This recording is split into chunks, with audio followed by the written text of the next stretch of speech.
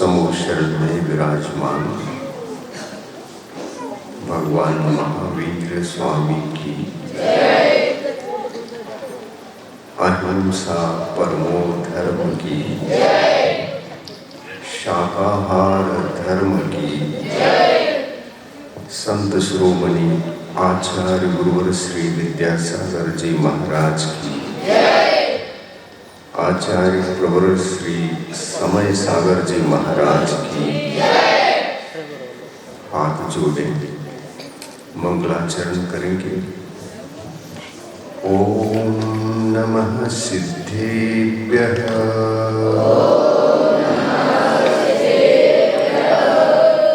ओम नमः सिद्धेभ्यः ओम नमः सिद्धेभ्यः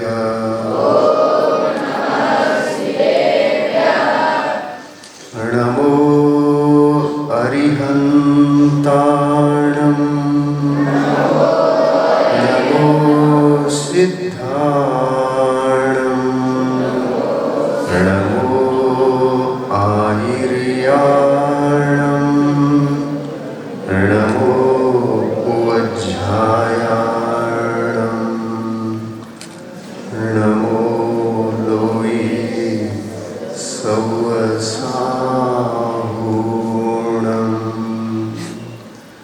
एषो पंचनमो यारो सवपावपणासनो मंगलाणं च सर्वेषां परमं हवै मंगलम् परमं हवै मंगलम्। पंचपरमेष्ठी भगवान की संत शिरोमणि आचार्य गुरुवर श्री विद्यासागर जी महाराज की आचार्य प्रवर श्री समय सागर जी महाराज की आज के उत्तम आकिंचन्य धर्म की प्रवचन वत्सलत्व भावना की परम पूज्य निर्यापक श्रोमणी श्री नियम सागर जी महाराज की समस्त मुनि संघ की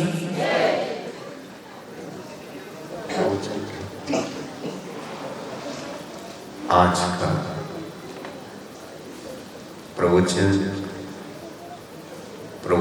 भक्ति रूप में है और आकिंचन धर्म के रूप में प्रवचन होगा। उससे पूर्व मैंने प्रवचन से पूर्व जो यह बच्चों का कार्यक्रम देखा, सबसे ज्यादा चित्त के लिए आकर्षित करता है बच्चों का धर्म के प्रति अनुराग, श्रद्धा एवं उसके प्रति उनका पुरुषार्थ।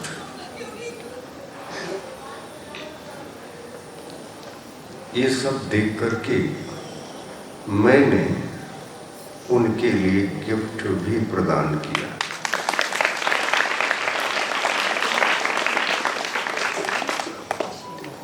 भगवान महावीर स्वामी का भविष्यवाणी में ये उतर आया है कि पंचम काल में धर्म किस परिस्थिति से गुजरेगा और धर्म का पालन करना, पालक बनना और उसके प्रति एक अभिरुचि सदा ही रखते हुए इस धर्म रथ को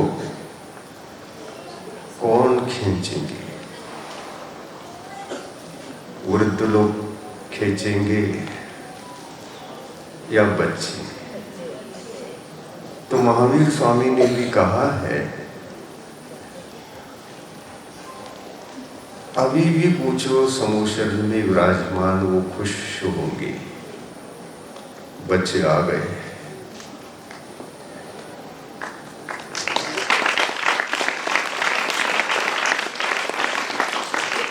और मेरी भविष्यवाणी को साकार करने वाले नन्हे मुन्ने बच्चे ही पंचम काल के मेरे रथ को आगे बढ़ाएंगे।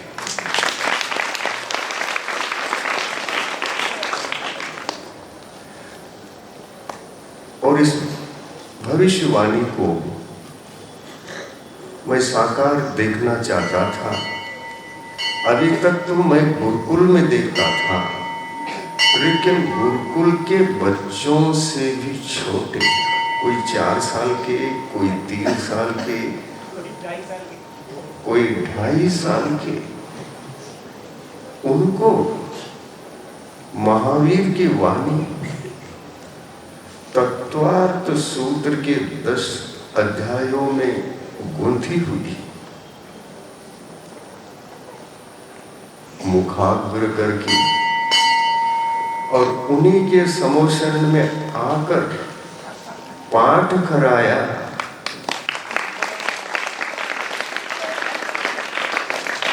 पाठ करके सुना दिया, कंठ पाठ पे सबको।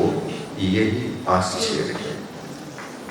और ये आश्चर्य ही नहीं, भगवान महावीर स्वामी ने 2500 वर्ष पहले यही कहा था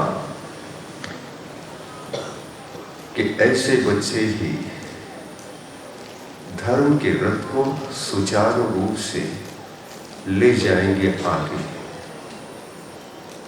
और समय समय पर ये काल तो परिवर्तन रूप दिखाई देगा, परिवर्तन रूप ही रहेगा, लेकिन ऐसे बच्चे किसी भी काल में कम न पड़ेंगे।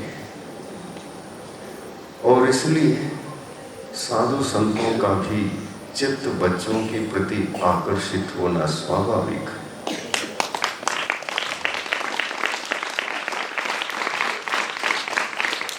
साधु संत भी उनके अंदर धर्म रथ को देखते हैं और धर्म रथ को खींचने के जो लक्षण हैं साक्षात झलकते। और इसलिए उनको गिफ्ट देना पड़ता है। वो यही होते तो सबको देता, लेकिन संक्षिप्त समय में जितना देना था दे दिया।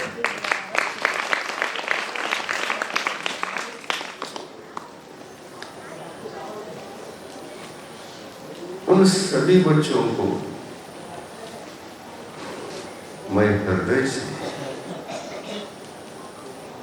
पवित्र मंगल में आशीर्वाद देता हूं।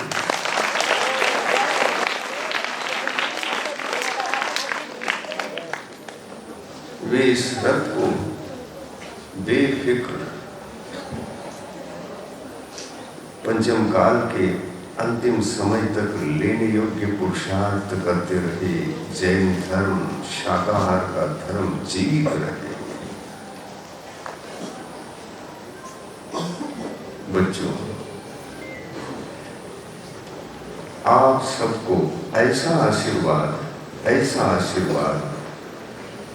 आपको जीवन भर शाकाहार से रहना है, यानी फास्ट फूड नहीं करना है। हमारे गुरुकुल के बच्चों के लिए हमने मंदिर के अंदर उनको छोटा सा प्रवचन के रूप में जब उद्बोधन दिया तो उनका चित्त तैयार हुआ कि ये फास्ट फूड अगर पशुओं की हत्या और पशुओं के बच्चों की हत्या करके अगर इसमें ये सारे के सारे प्राणी से उत्पन्न कोई भी अंश उसका शरीर का उसमें डाला जाता है तो खाना उचित नहीं है। ये उनके दिल में जब आया तो सभी ने आधे घंटे के प्रवचन में सभी फास्ट फूड जीवन पर्यंत के लिए त्याग करके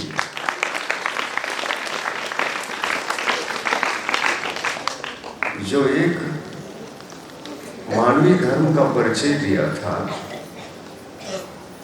मानवीय धर्म है फास्ट फूड न खाना, क्योंकि साबुत मांसाहार है। देश के पशु कट रहे हैं। आचार्य श्री ने अपने जीवन काल में 200 गौशालाएं खोली, लेकिन हम महावीर के भक्त यदि फास्ट फूड खाते हैं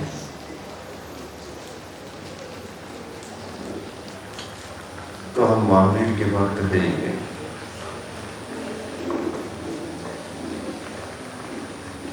ऐसा फास्ट फूड नरक का द्वार है, शाकाहार स्वर्ग का द्वार है।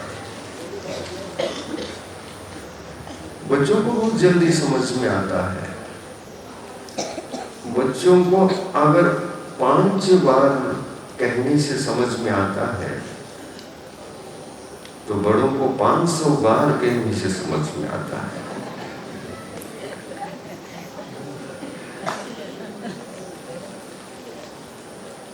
इसलिए इन बच्चों से सीखना बहुत जरूरी है। बच्चों का मन, बच्चों को जो संस्कार दे वो बन जाते हैं और इतने दृढ़ रहते हैं, स्वयं दृढ़ रहते हुए भी अपने परिसर को भी वो दृढ़ बनाते हैं। चर्चा करते हैं, स्वयं खा रहे हो तो दूसरे को भी वही खिलाते हैं। ये निष्पाप आहार है, आप भी खाओ मैं भी खाता हूं। इससे पशु बचेंगे, पशुओं के बच्चे बचेंगे, हम भी बचेंगे। उन पशुओं के भी बच्चे होते, यदि उनके बच्चों को हम खाएंगे तो हम बच्चों को भी खाने के लिए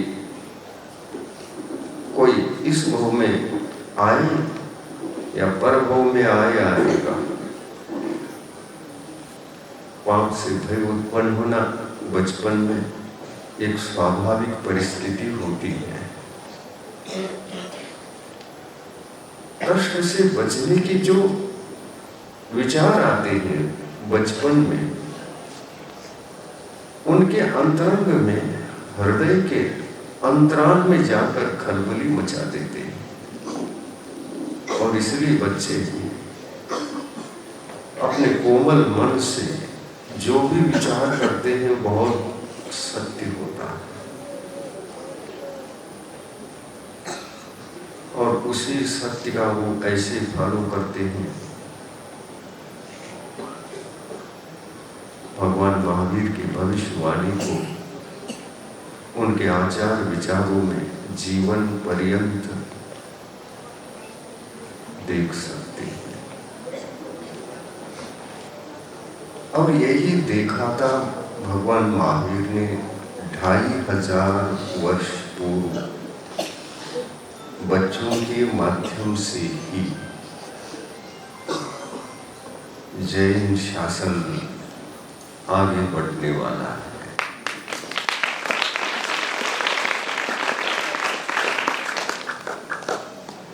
इसलिए साधु संतों का मन भी करता है कि बच्चों को बचपन में संस्कार दिया जाए। वो संस्कार अमिट स्थायी होता है, मिटता नहीं।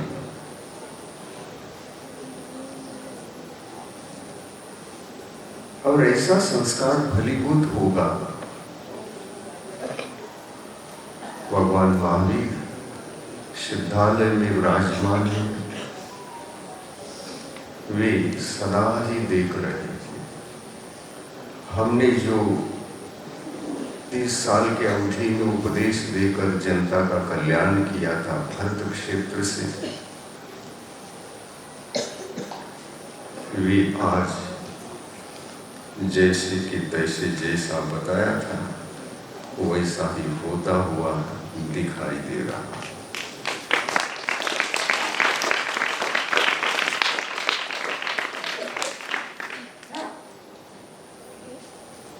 बच्चों, आप सबको भगवान महावीर बधाई भेज रहे हैं सिद्धालय से। नमोस्तुते।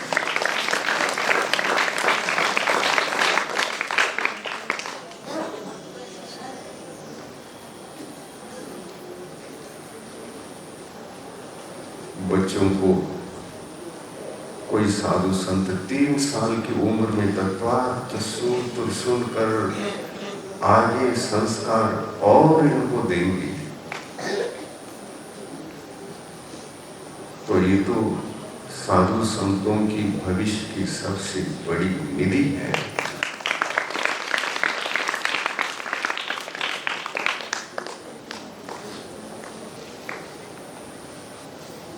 इनको बहुत कुछ देने के भाव आते हैं,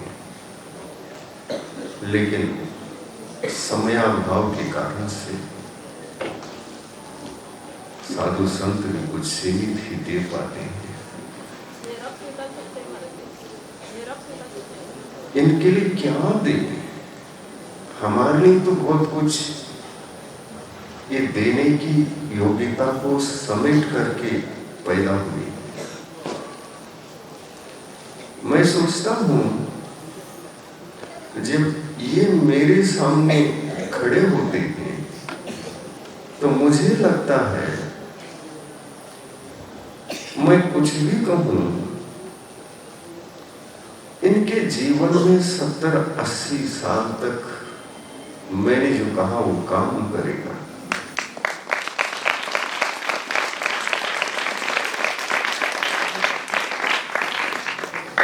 लेकिन बड़ों से कहूं, वृद्धों से कहूं, उनसे भी काम होता है, नहीं होता ऐसा नहीं। वृद्धों से कहूं 10 साल 15 साल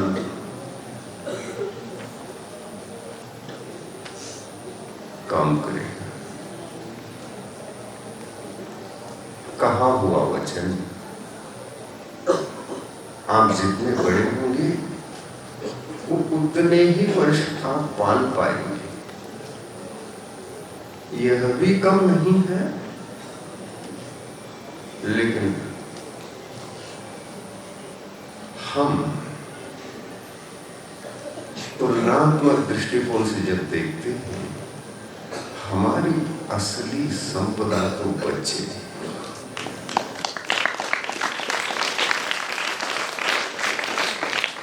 जैन शासन 80 साल तक आगे रहेगा, आगे बढ़ता रहेगा, और इनकी कुल परंपरा में जो भी पैदा होंगे वो और बढ़ेगी।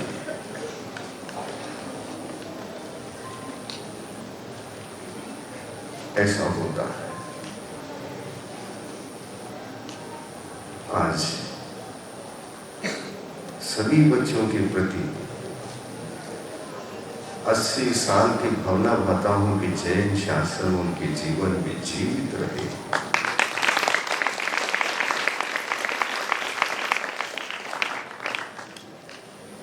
और भगवान महावीर बधाई जो वहां से भेज रहे हैं, भगवान आपने जो कहा था 2500 वर्ष पूर्व, और आपको सिद्धालय में जाकर 2500 वर्ष हो चुके हैं, कुछ अधिक हुए हैं। सदा प्रभु इनकी आत्मा का कल्याण करो, बधाई भेजो, उनके आत्म शक्ति को, आत्म बल को बढ़ाते रहो, और हमको भी जल्दी बुला लो।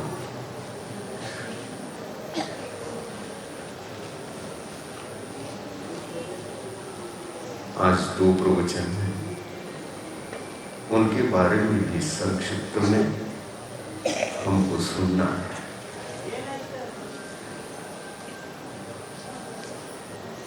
आज के प्रवचनों में, क्योंकि हम दशलक्षण पर्व को मुख्य बना करके प्रवचन भक्ति भावना को जोड़ने का प्रयास करते हैं। दशलक्षण महान पर्व चल रहा है। एक एक करके आप लोगों ने उन धर्मों की आराधना की, पूजा की, अर्चना की। यह अर्चना भाव भक्ति पूर्वक भावों से करने पर भावों की निर्मलता बढ़ती जाती है। धर्म की पूजा करते हुए धर्म को धारण करके यदि आप धर्म की पूजा कर रहे हैं तो उससे दो लाभ हो रहे हैं। एक ये है कि आप चौथे गुण स्थान में यदि हैं तो 41 प्रकृतियों का संवर के साथ भक्ति कर रहे हैं। और 41 के 41 कर्म सारे पाप कर्म, एक भी पुण्य कर्म नहीं।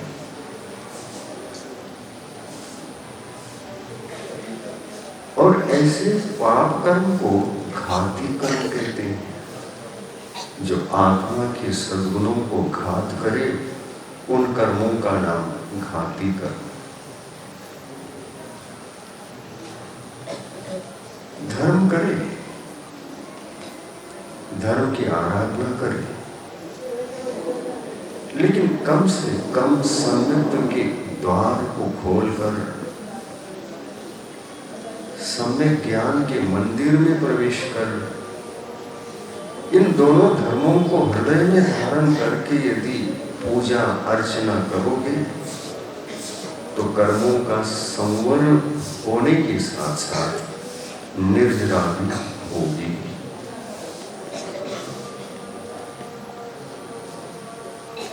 और यही जैन शासन है। धर्म को धारण करना चाहते हैं, ये विषय ही अलग।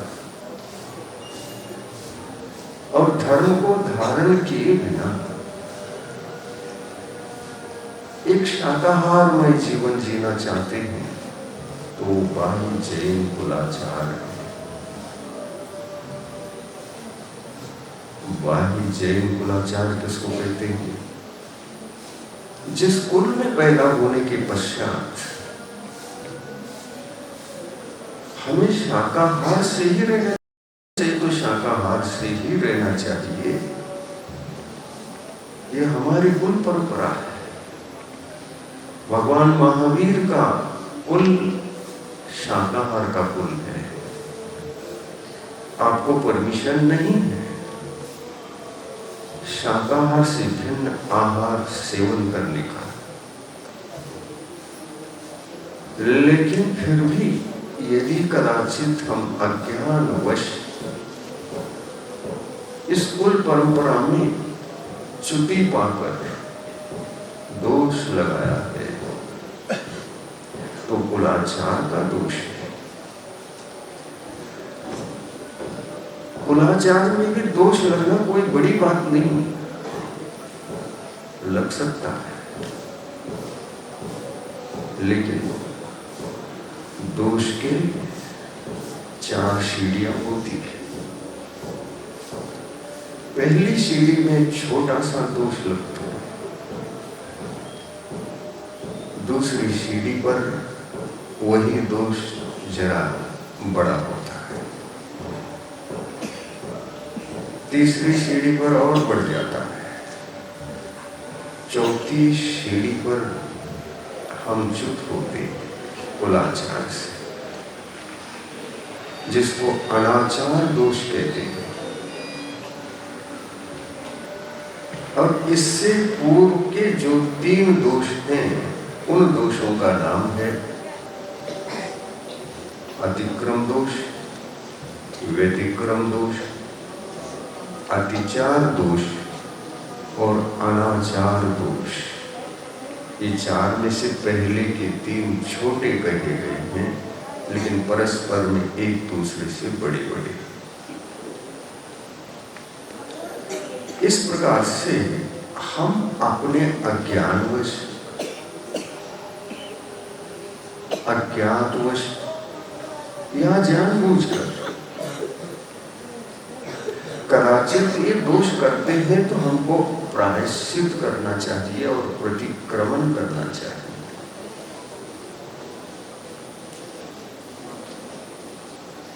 और हम दोष लगाते भी हैं छोटी मोटी बातों में।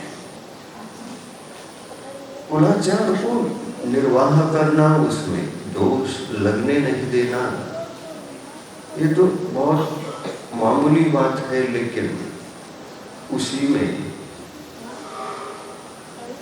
हम निर्दोष नहीं रह पाते। कदाचित दोष लगते हैं तो उन दोषों के सुधार के लिए साधु संतों को उसका भी प्रवचन, उपदेश, संस्कार, संदेश देते ही रहना पड़ता है। आज भावना के दृष्टिकोण से देखो तो प्रवचन भक्ति भावना है। 16 कारण भावना है ना, 16 है। इन भावनाओं के माध्यम से हम बहुत बड़ी पुण्य संपदा का अर्जन कर सकते हैं। उस पुण्य प्रकृति का नाम ही है तीर्थंकर बनने के लिए, उस पद तक पहुंचने के लिए जो पुण्य अपने पास चाहिए, उसी पुण्य कर्म का नाम है तीर्थंकर प्रकृति। और ये नाम कर्म यदि किसी को बनता है तो उसकी कुछ शर्तें हैं। प्रथम शर्त ये है कि जैन कुलाचार को पालन करने के साथ साथ जैन शासन में जिसको धर्म कहा है, वो धर्म की सीढ़ी, प्रथम सीढ़ी है, उसी का नाम है सम्यक दर्शन। और इस सम्यक दर्शन को धारण किए बिना कोई भी आत्मा तीर्थंकर पुण्य प्रकृति को बांधकर तीर्थंकर पद को प्राप्त नहीं कर सकता।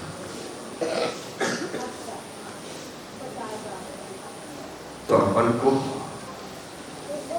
प्रयास करना है, प्रयत्न करना है, आत्मा को संस्कारित करना है। इसी उद्देश्य से हम जो पर्व के दिनों में षोडश कारण पर्व को मनाते हुए एक एक भावना के प्रति आदर अभिव्यक्त करते हैं। पूजा वो एक माध्यम है जो हमारे लिए धर्म को निर्मल रखते हुए आत्मा की भीतरी विशुद्धियों को बढ़ाते विशुद्धि को बढ़ाते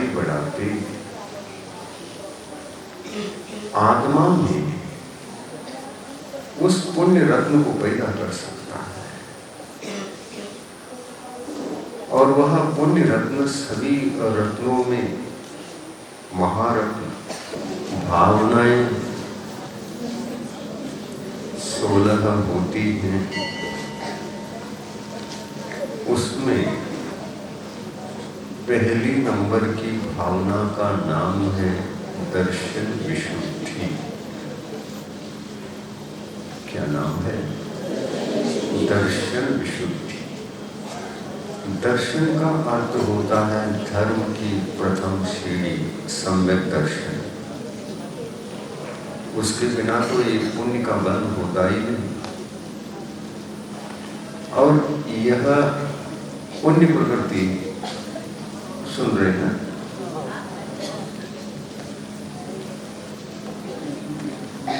यह पुण्य प्रकृति बनती है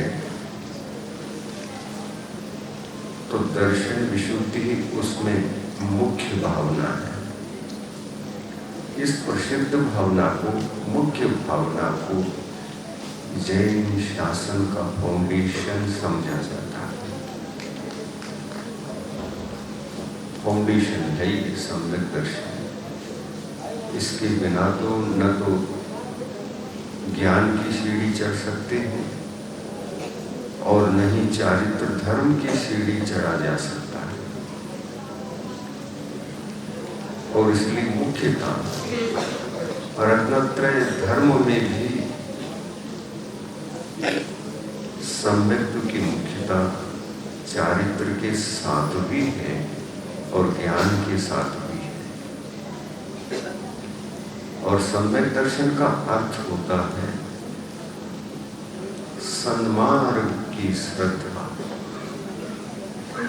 सन्मार्ग के प्रति जो श्रद्धा है उसी का नाम सम्यक दर्शन है।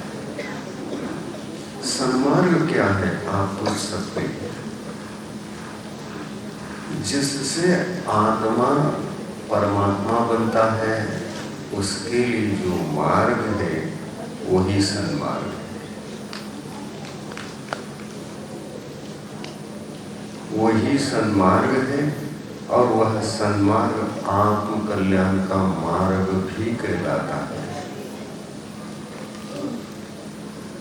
आत्म कल्याण का मार्ग और सन्मार्ग तथा मोक्ष का मार्ग कहने में कोई आपत्ति नहीं, लेकिन अकेला सम्यक दर्शन कभी मोक्ष मार्ग नहीं बन सकता।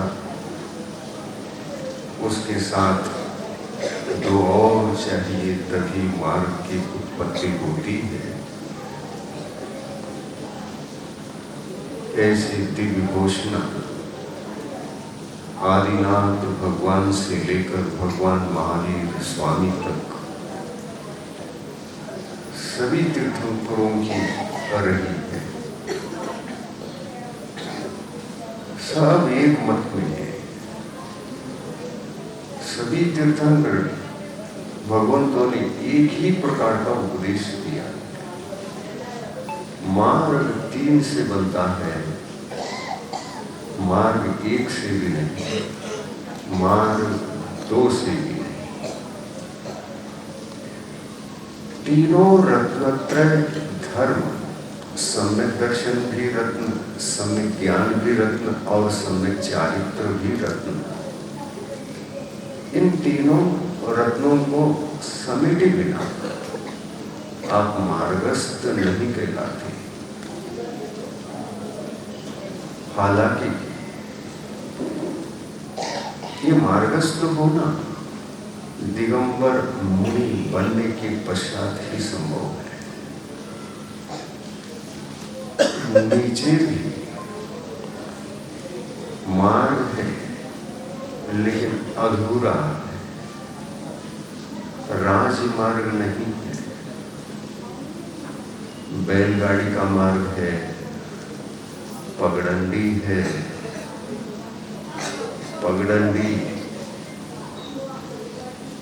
पगडंडी बैलगाड़ी के रास्ते से मिलती है और बैलगाड़ी का रास्ता राजमार्ग से मिलता है। ऐसी व्यवस्था आप देख सकते हैं। गुणस्थानों के माध्यम से भगवंतों ने यही समझाया है कि चौथे गुणस्थान में आपको पगडंडी प्राप्त होती है। एक गुणस्थान और बढ़ो तो आप बैलगाड़ी के मुख्य रास्ते पर लग गए, जो सभी खेतों को पार करके आपको रोड पर छोड़ सकता है। और जो डांबर रोड है या सीमेंटेड है वो पहुंचता है गांव तक, मंजिल तक। मुनि महाराज ही पहुंच सकते हैं मोक्ष तक। बैलगाड़ी वाले भी कहाँ जा रहे हैं, कहाँ पहुंच रहे हैं? राजमार्ग पर ही पहुंच रहे हैं। पगडंडी वाले कहाँ पहुंच रहे हैं?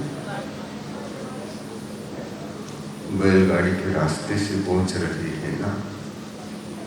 और ये दोनों ही मिल करके कहाँ पहुंच रहे हैं? राजमार्ग पर पहुंच रहे हैं ना। और राजमार्ग कहाँ पहुंचता है?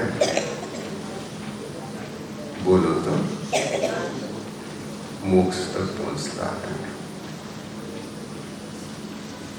तो मोक्ष मार्ग सन्मार्ग कहलाता है, और सन्मार्ग का अर्थ होता है आत्म कल्याण का मार्ग।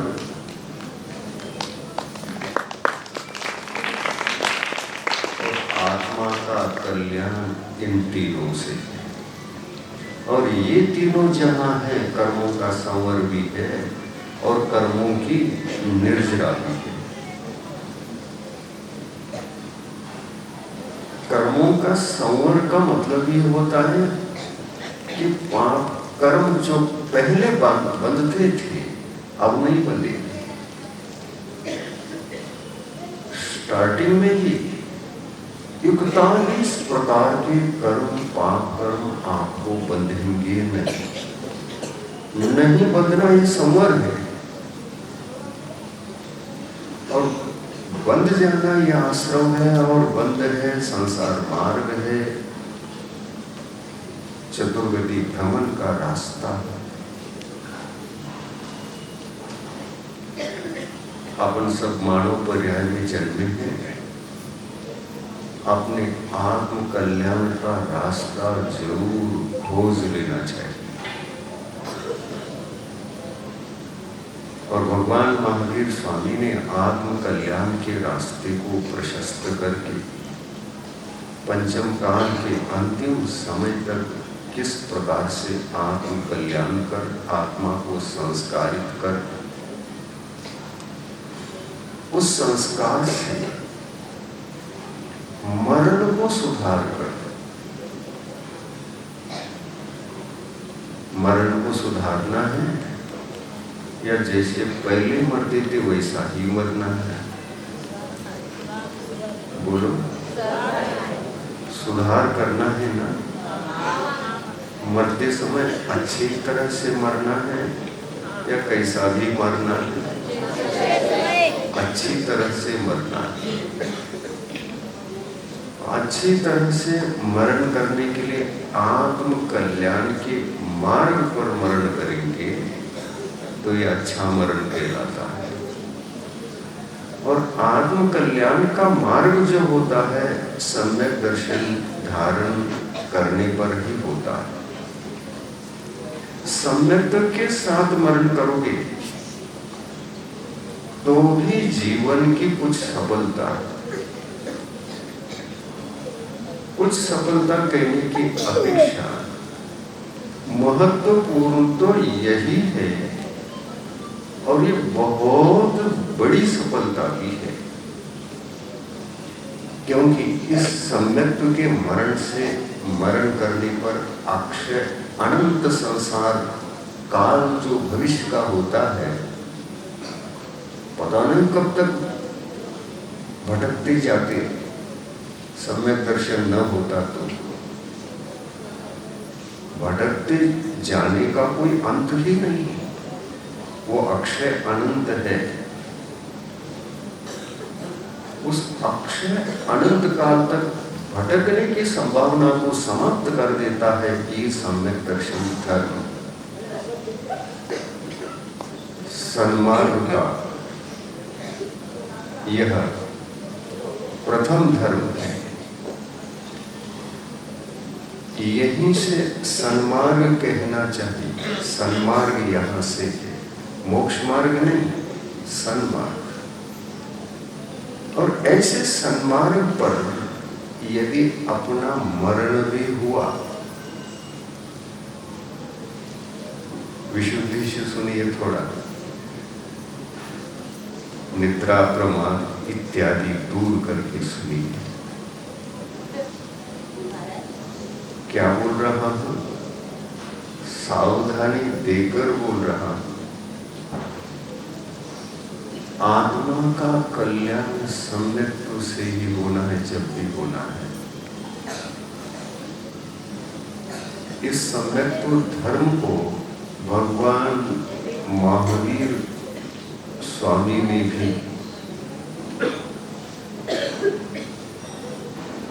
स्वीकार किया था। सम्यक्त्व को स्वीकार किए बिना तो आप भावनाएं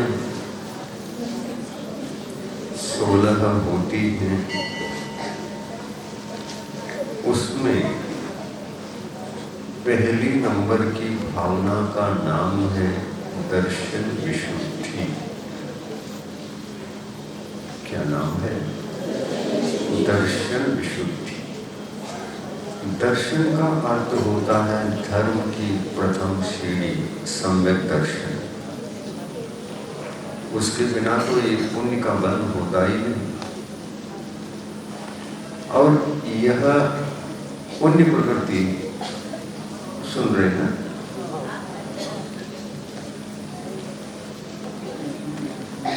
यह पुण्य प्रकृति बनती है तो दर्शन विशुद्धि उसमें मुख्य भावना है। इस प्रसिद्ध भावना को, मुख्य भावना को जैन शासन का फाउंडेशन समझा जाता है। फाउंडेशन है ये सम्यक दर्शन। इसके बिना तो न तो ज्ञान की सीढ़ी चढ़ सकते हैं और न ही चारित्र धर्म की सीढ़ी चढ़ा जा सकता है। और इसलिए मुख्यतः रत्नत्रय धर्म में भी सम्यक्त्व की मुख्यता चारित्र के साथ भी है और ज्ञान के साथ भी है। और सम्यक दर्शन का अर्थ होता है सन्मार्ग की श्रद्धा। सन्मार्ग के प्रति जो श्रद्धा है उसी का नाम सम्यक दर्शन है। सन्मार्ग क्या है आप पूछ सकते हैं। जिससे आत्मा परमात्मा बनता है उसके लिए जो मार्ग है वही सन्मार्ग है। वही सन्मार्ग है और वह सन्मार्ग आत्म कल्याण का मार्ग भी कहलाता है।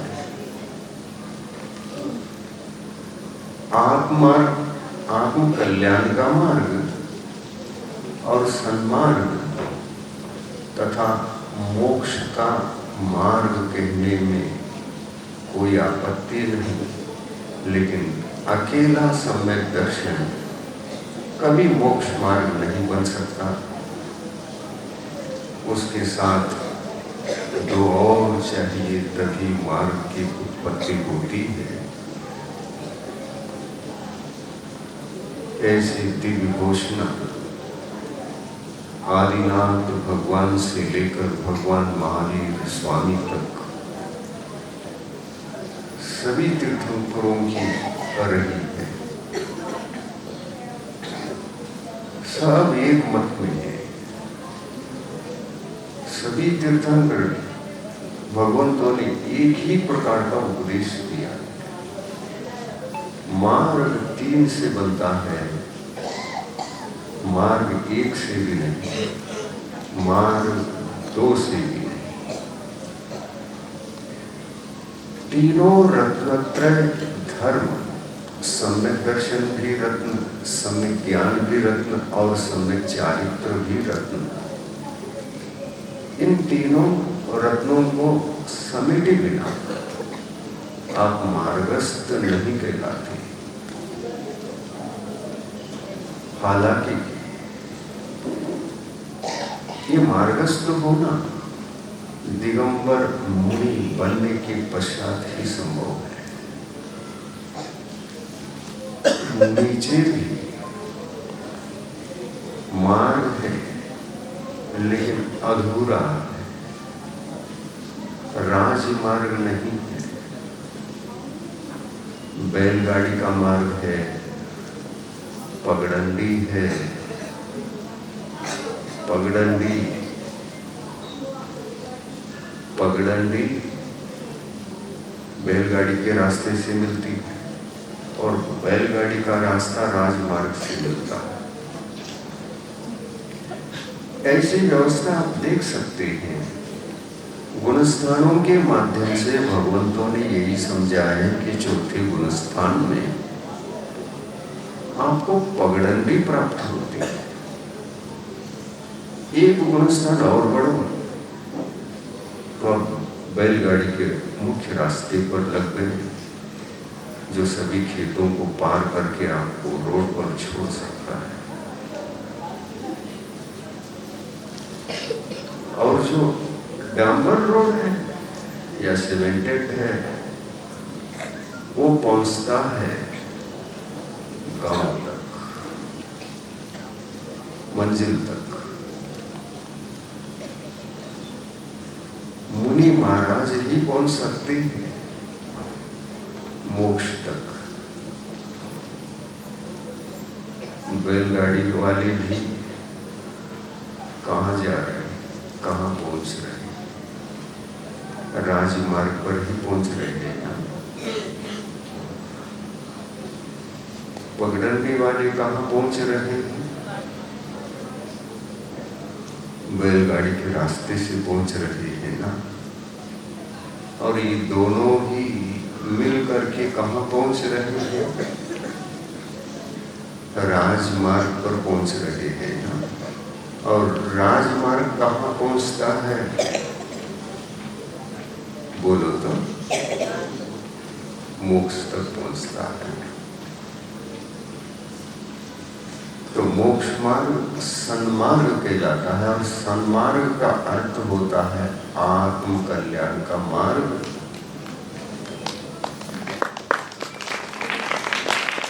और आत्मा का कल्याण इन तीनों से है। और ये तीनों जहां है, कर्मों का संवर भी है और कर्मों की निर्जरा भी है। कर्मों का संवर का मतलब ये होता है कि पाप कर्म जो पहले बंधते थे अब नहीं बंधेंगे।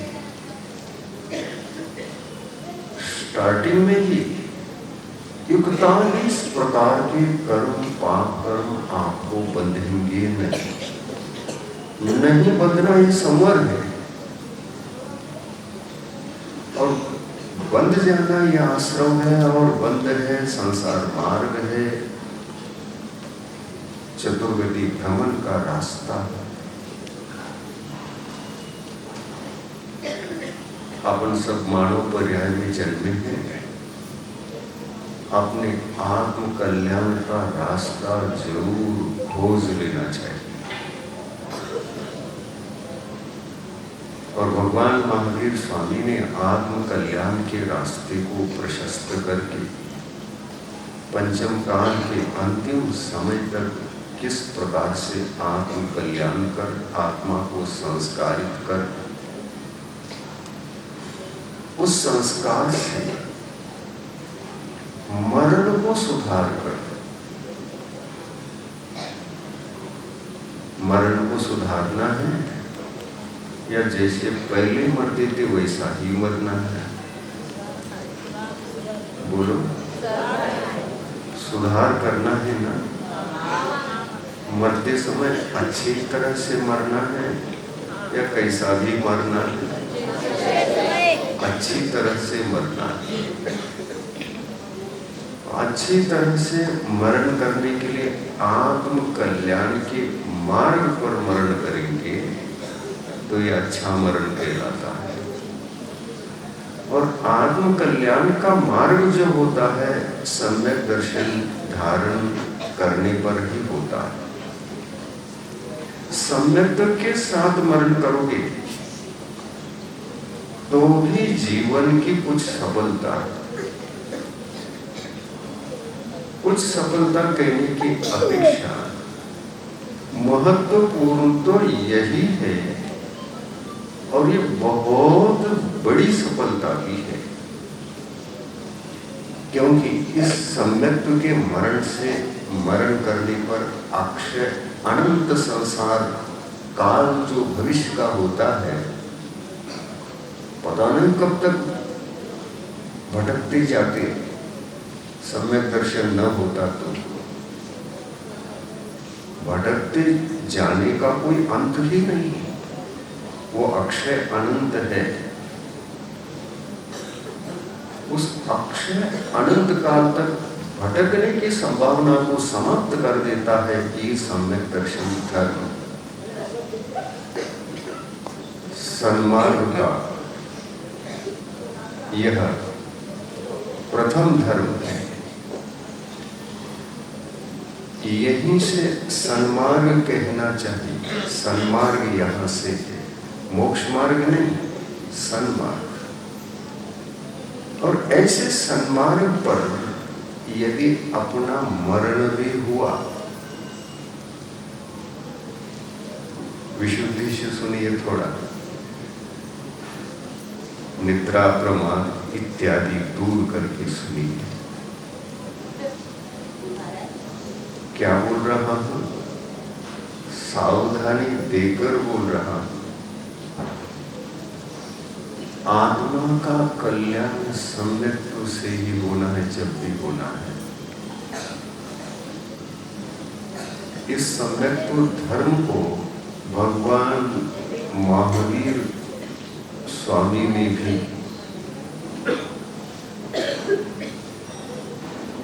स्वीकार किया था। सम्यक्त्व को स्वीकार किए बिना तो आत्म कल्याण नहीं हो, तुमको भी संभव है। एक शिव भी शाकाहारी बन सकता है, आप परिकल्पना कर सकते हैं। मनुष्य तो जन्म से ही शाकाहारी होता है और होना भी चाहिए। मांसाहार इसका आहार ही नहीं, लेकिन फिर भी ये यदि मांसाहार का आहार करता है तो ये मानवीय धर्म का सम्मान नहीं, अवमान है। मनुष्य का जो आहार ही नहीं वह मनुष्य होकर के करता है, तो शिव तो देखो अपने भावों के साथ,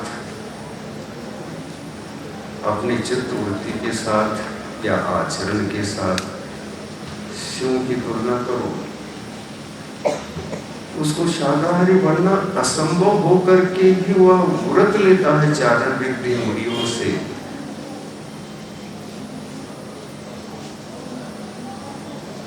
और हम शाकाहारी जन्म से होकर के भी, हमारा शरीर भी शाकाहार के योग्य होने पर भी हम संकल्प लेने में बहुत समय लगाते हैं।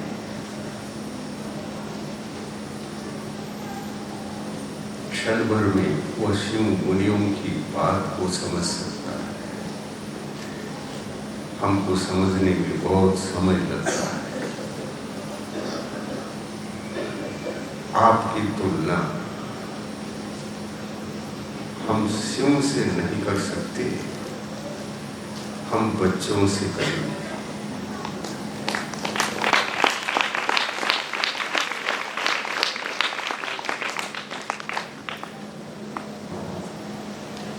मैंने अनुभव किया, बच्चों को टटोला। गुरुकुल में 92 बच्चे थे। कितने? 92। क्या 100 हो गए? नहीं, 92 ही है ना। 92 बच्चों को आधे घंटे के प्रवचन में समझ में आया कि ये 5 फुट मांसाहार है, शाकाहार नहीं।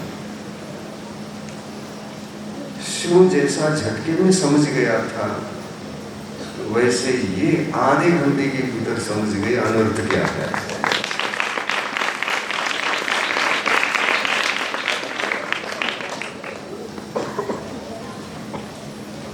पर शिव को समझा सकते हैं, बच्चों को समझा सकते हैं, लेकिन बड़ों को बहुत समय लगता है।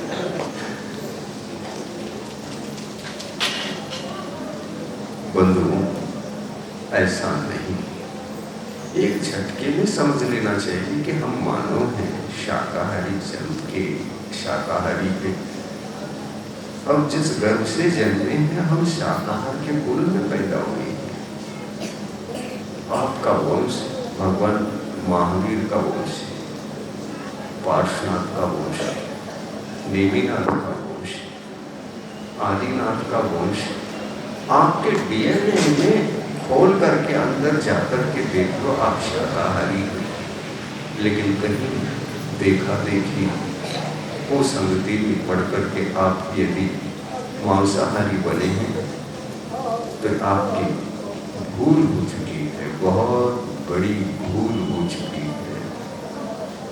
और इससे बाहर आने के लिए आपको समय लगना ही नहीं चाहिए। आधे घंटे में समझ जाओगे तो आप बच्चों के साथ तुलना कर सकेंगे। और इससे ज्यादा अगर समय लग रहा है तो मैं कहता हूं आप शिव के पर्याय में भी नहीं और बच्चों की पर्याय में भी नहीं। बंधु, भगवान महावीर की वंश परंपरा शाकाहार में है और भगवान की परंपरा में ही नहीं बल्कि 24 तीर्थंकरों की जो परंपरा रही है शाकाहारमय रही है। और तो अनेक संप्रदायों में जो भी महान महान आत्माएं साधु संत हुए थे सब शाकाहार से थे, एक नहीं थे, सभी शाकाहार से थे। उनके आराध्य देवता कृष्ण देखिए गायों के बीच खेलकर दूध पीते रहे, मक्खन खाते रहे, अपने साथी मित्रों को भी लेकर के उसमें खेलते रहे, कूदते रहे। मक्खन खाओ कृष्ण की तरह, चोरी करके भी खाओगे तो पाप नहीं,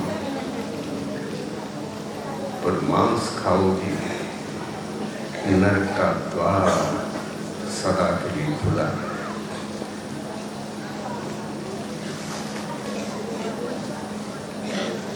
जीवन मूल्यवान होता है।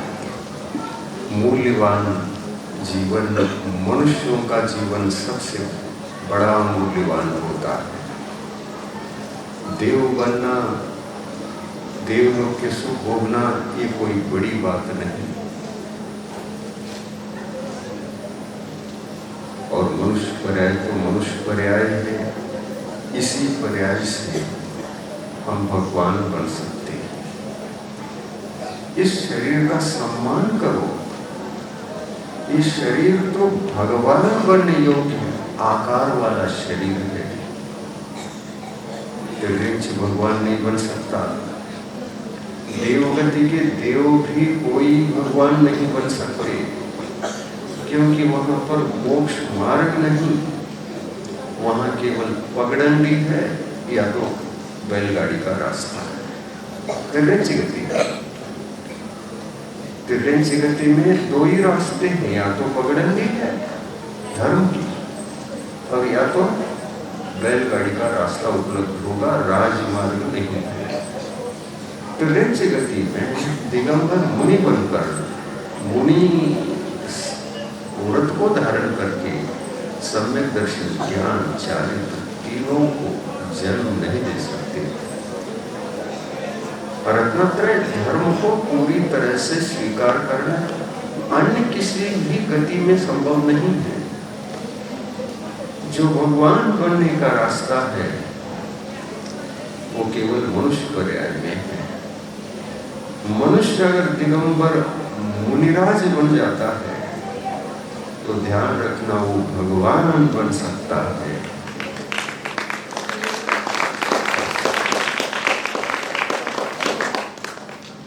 और जो मुनि महाराज बन जाता है वो राजमार्ग पर होता है, और ये राजमार्ग मोक्ष तक पहुंचा हुआ होता है। इसी को सन्मार्ग कहते हैं, आत्म कल्याण का मार्ग कहते हैं। जो भगवान बनने के उद्देश्य से मनुष्य बनता है वो महान है। दुनिया ही उसकी पूजा करती है, दुनिया सम्मान करती है। देखिए आज भी वह मार्ग जीवित है इस धरती पर। सबसे बड़े अहिंसक कौन है ये पूछेंगे,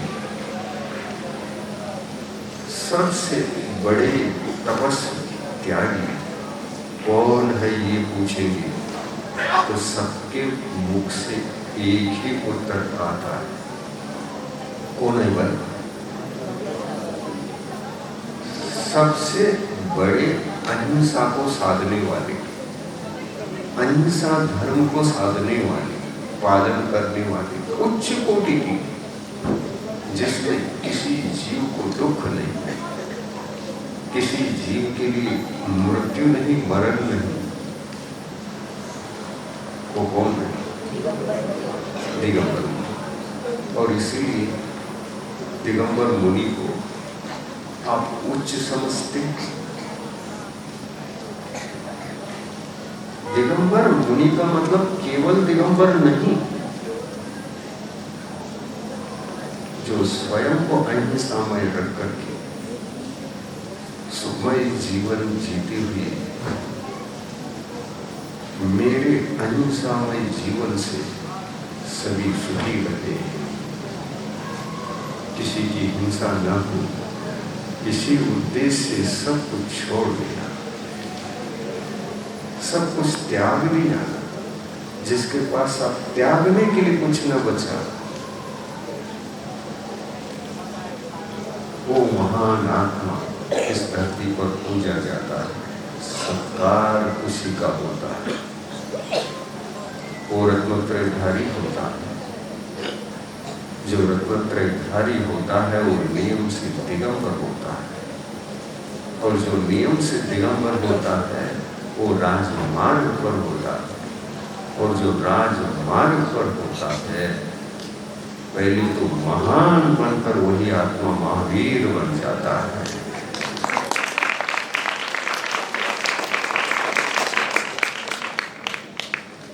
इस तरह से संक्षिप्त में मैं कहूं, महान मार्ग का अर्थ महावीर का मार्ग, महान मार्ग का अर्थ आत्म कल्याण का मार्ग, महान मार्ग का अर्थ सबका साथ, सबका विकास, वह मार्ग। महान मार्ग का अर्थ जीवो और सबको जीने दो, प्राणी चाहे छोटा हो बड़ा हो सबके ऊपर दया करो, किसी को दुख देने का तुमको अधिकार नहीं, किसी के प्राणों को छीनने का तुम्हारा अधिकार नहीं, वो भी जीने के लिए आया है, जी लो, तुम भी जी रहे हो, उनको मार कर मत जियो, अपने को बचा कर जियो और उसको भी सुरक्षित रखकर जीवित रखकर उपकारी बन करके जियो। तो दुनिया में सभी प्राणियों पर सबसे बड़े उपकारी कौन? बताओ, उत्तर दो। प्राणियों पर सबसे बड़ा उपकार करने वाला यदि कोई महान आत्मा है तो वो कौन है? उनका नाम क्या है? दिगंबर मुनि। सबका उपकार करते हैं, सबका हित करते हैं, किसी को दुख नहीं देते, न वचनों से पीड़ित करते हैं, न मन से मन को पीड़ित करते हैं, और न ही काया से किसी को बाधित करके दुख देते हैं। ऐसे जीवन का नाम है दिगंबर मुनि का सन्मार्ग का जीवन। ऐसे महान आत्मा इस धरती पर आज भी पूजे जाते हैं। पहले होते नहीं थे, पंचम काल का एक ऐसा समय आया था दिगंबर मुनि बनना भी दुर्लभ हो गया था। और दिगंबर मुनि अगर इस धरती पर है तो जैन धर्म जीवित है।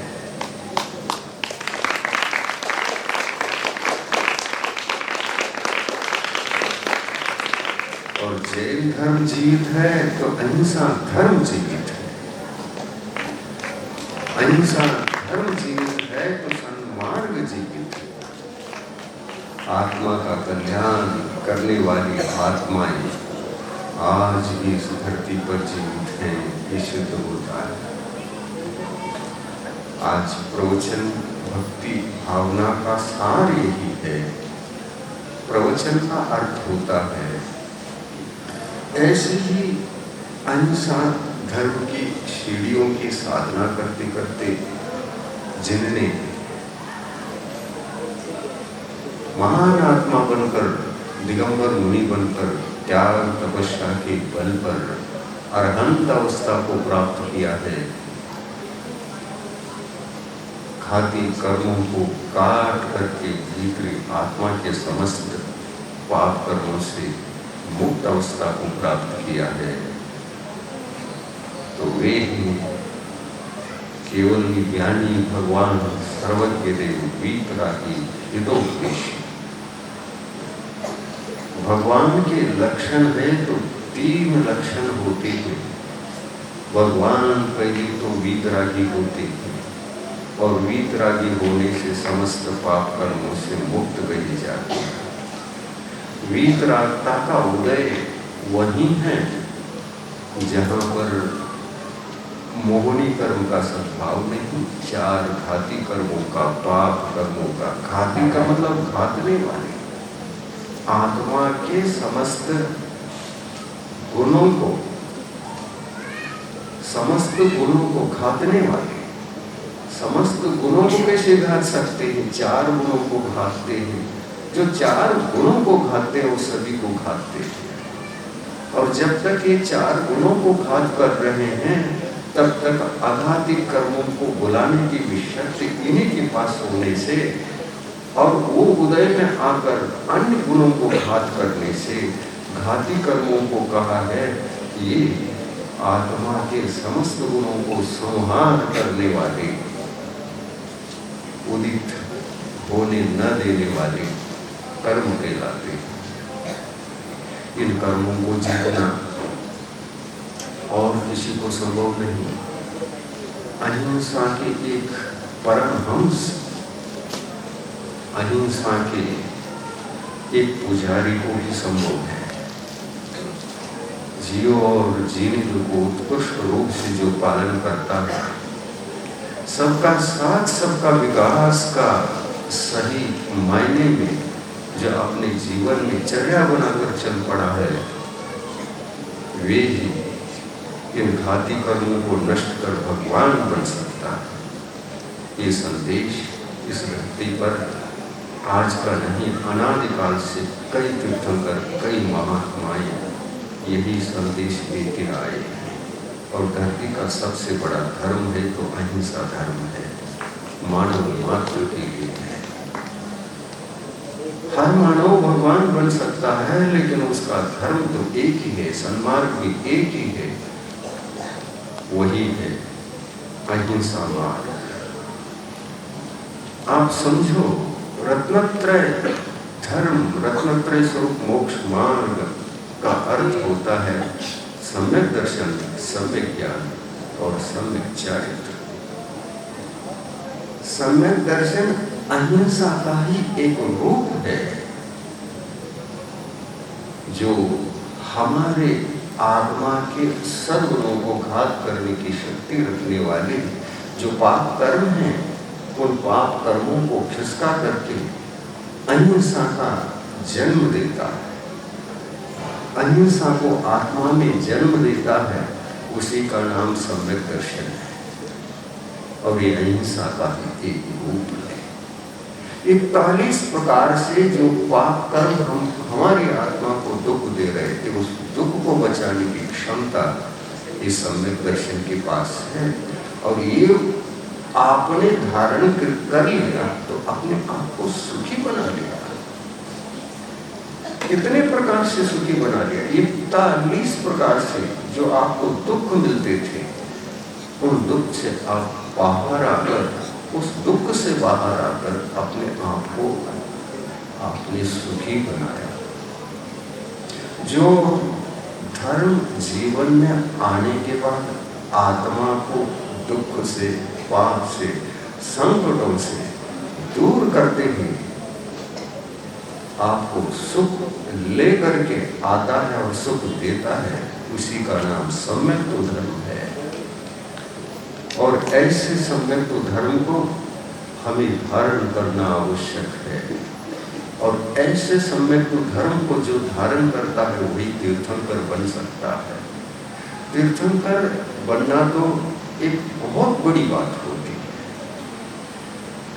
करोड़ों में, लाखों में एक आत्मा तीर्थंकर बन पाता है, बहुत दुर्लभ है। तीर्थंकर बन जाना बहुत दुर्लभ है, लेकिन सस्ता भी है, सस्ता भी है। क्योंकि ऐसा मत समझो कि तीर्थंकर बनने वाला तो एक कोई महान आत्माएं बन सकती है, दिगंबर मुनि जैसे। आत्मा होना बहुत जरूरी है उनके, उसके बिना तो इस पुण्य कर्म को अर्जन नहीं कर सकते। तीर्थंकर प्रकृति को बांध नहीं सकते, ऐसा नहीं। दिगंबर मुनि महाराज भी तीर्थंकर प्रकृति का बंध कर सकते हैं। तो एक आप जैसे श्रावक भी तीर्थंकर बनने की पुण्य को अर्जित कर सकता है, ये विशेष बात है। लाखों करोड़ों श्रावकों में एकाध श्रावक भी इस तीर्थंकर प्रकृति का बंद करके वो तीर्थंकर बन सकता है कालांतर में।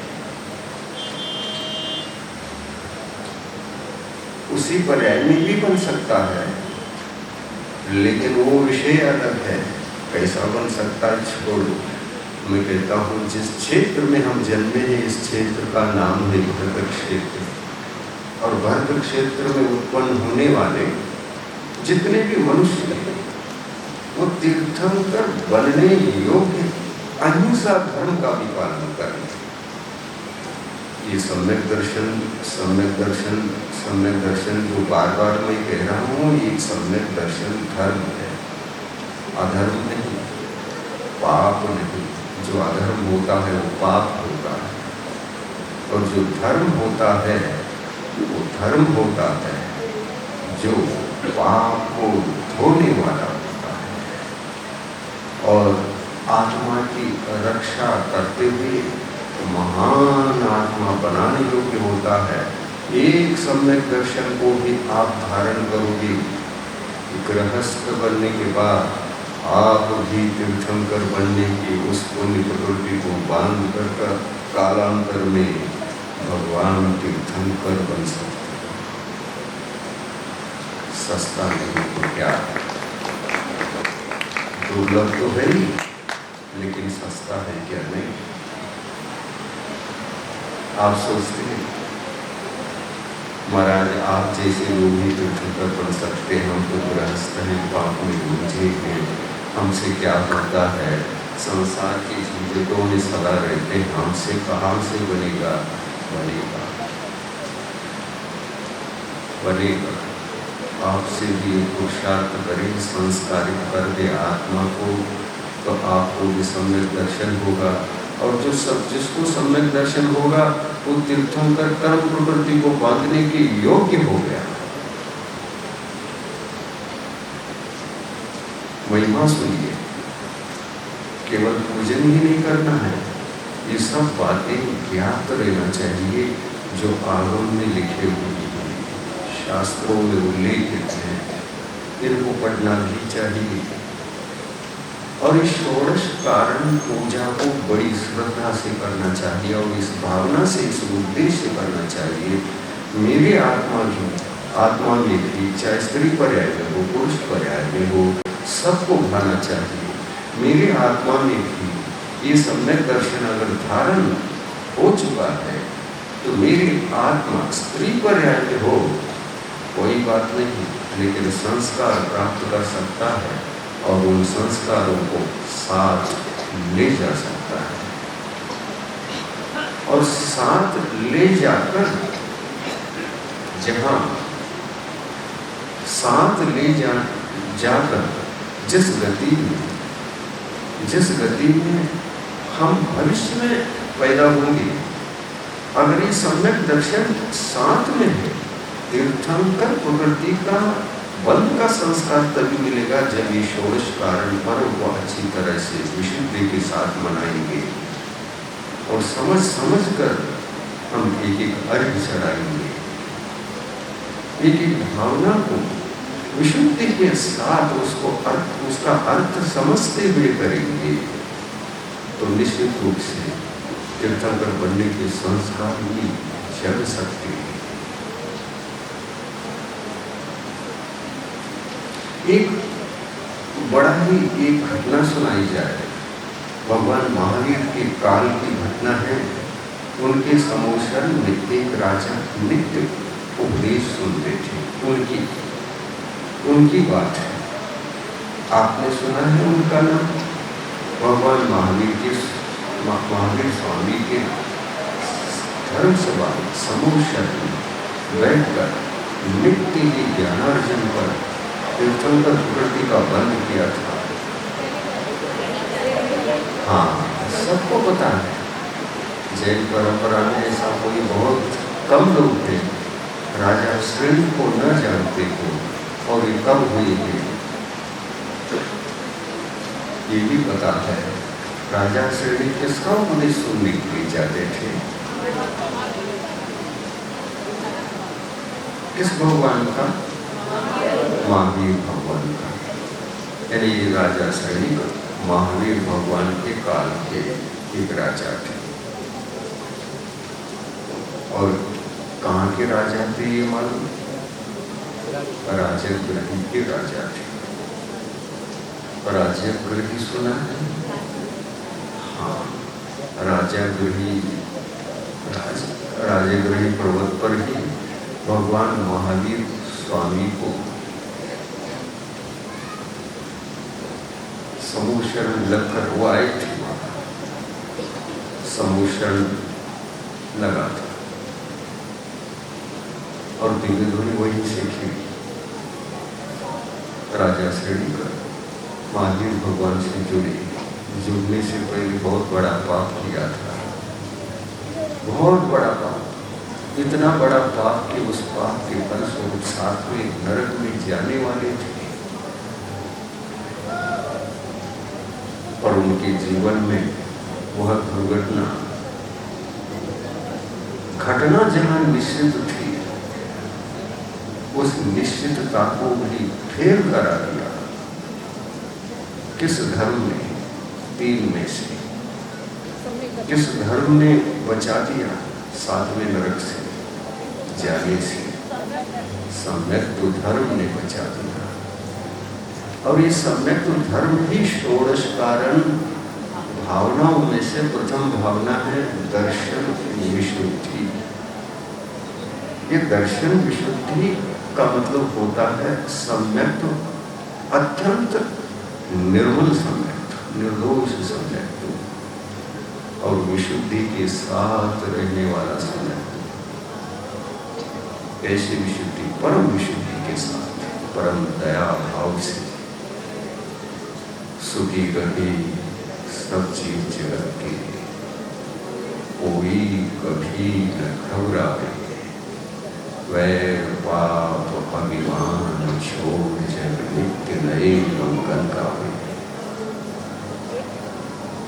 कोई दुख न पाए, सभी सुखी रहे, सुखी रहे, सुखी रहे, शांत रहे, शांत रहे। निरंतर जो भावना पाता है उसका समय तो अत्यंत निर्मल होता जाता है। ऐसे निर्मल सम्यक के साथ और दया भाव के साथ तीर्थंकर प्रकृति का बंध हो जाता है। राजा श्रेणी को एक दिगंबर मुनि पर ऐसा घोर उपसर्ग करके पाप का बंध किया था, जिससे उस दिगंबर मुनि के ऊपर कष्ट देना, उपसर्ग देना इन भावों के कारण कोई द्वेष भाव नहीं थे, लेकिन कष्ट दे दिया। क्यों दे दिया? मुनि महाराज ने क्या बिगाड़ा था उनका? कुछ भी नहीं, संबंध ही नहीं। न मुनि महाराज ने कभी उनको देखा था, न इन्होंने मुनि महाराज को देखा था। लेकिन इतनी कषाय बुद्धि हो गई थी, कहाँ मुनि महाराज के पास नहीं, उनके घर में उनकी पत्नी के साथ। और घर के झगड़े को साधु संतों पर निकाल दिया। और झगड़ा भी ऐसा ही था कुछ, जिसमें धर्म अधर्म की बात थी, पुण्य पाप की बात थी, सम्मान दुर्मार्ग की बात थी, हित अहित की बात थी, संत असंत की बात थी, गुरु गुरु की बात थी। इसी को लेकर के झगड़ा रहा। और उस झगड़े को याद करके संस्था में ही घोड़े पर बैठकर जंगल में घूमते घूमते एक दिगंबर निरपराधी मुनि मिले, ध्यानस्थ मिले। उनको देख करके तुरंत भाव जगे कि धर्मात्मा है, इनको कुछ करके जाना चाहिए। क्या करके चले गए? एक मरे हुए अजगर को, जो रास्ते में घोड़े पर बैठे बैठे देख चुकी थी, वह बात याद आ गई। वह दृश्य आंखों में झूलने लगा कि अजगर एक मरा पड़ा था रास्ते में। दिगंबर मुनि को देखकर अजगर याद आया। उस मृत अजगर को उठा करके घोड़ी पर बैठा और ले जाकर मुनि महाराज के निकट जाकर घोड़े से उतरा, मरे हुए अजगर को एक दिगंबर मुनि के गले में लपेट करके चल पड़ा। पीछे मुड़ करके भी नहीं देखा। मैं पुनः 7 दिन बाद आऊंगा, संकल्प लेके चले गए। 7 दिनों तक ये साधु महाराज वहीं रहेंगे या निकाल कर फेंकेंगे और चले जाएंगे, देखना है। बस इतनी सी बात थी, देखने के लिए ऐसा किया था। लेकिन पाप चरम सीमा पर थी। घर की कषाय अत्यंत तीव्र थी, बलवान कषाय थी। वो वहां की कषाय यहाँ जाग उठी। घर का झगड़ा याद करते हुए उस अजगर को दिगंबर मुनि के गले से लपेट दिया और निकल गए। घर में जाकर के नहीं कहा। यदि आज ही कहूँ तो उसका क्या महत्व रहेगा। मुझे तो उनको देखना है कि 7 दिन तक वे ऐसे ही रहते हैं या निकल जाते हैं। तो पहले दिन जाने पर, घर पहुंचने पर न दिन में कहा न रात में कहा, दूसरे दिन भी कहा नहीं, तीसरे दिन भी नहीं कहा। 7 दिन पूरे हो गए और फिर बता दिया। और ऐसा ही करना था, 7 दिन बाद ही कहना था, ताकि वो झगड़ा उस प्रकार का है तो हमारे इस प्रकार का है दिखाना था।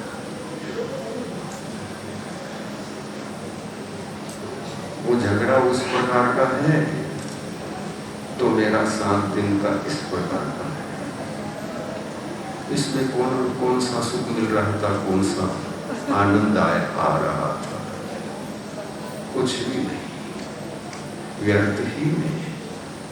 7वें नरक में पैदा होने योग्य बड़े से बड़े पाप कर्म को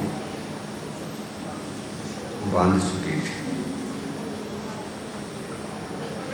फिर घर में कुछ चर्चाएं बाद में होने पर समझौता हो गई। क्या समझौता हो गई?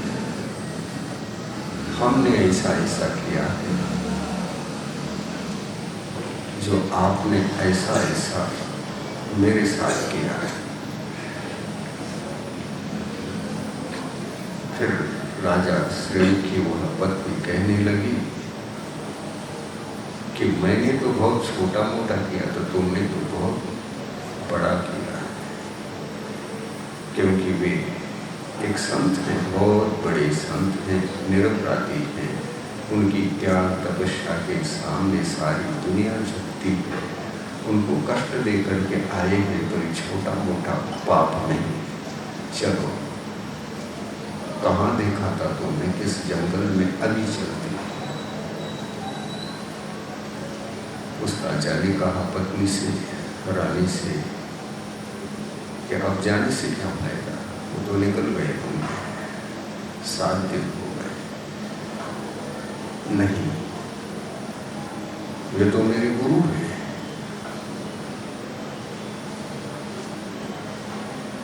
दिगंबर मुनि धरती पर जितने होते मेरे गुरु, रत्नत्रयधारी दिगंबर मुनि को गुरु समझती थी। और असल में उस रानी के गुरु तो दिगंबर गुरु थे, परंतु ये अज्ञान के कारण से कहीं भटके थे।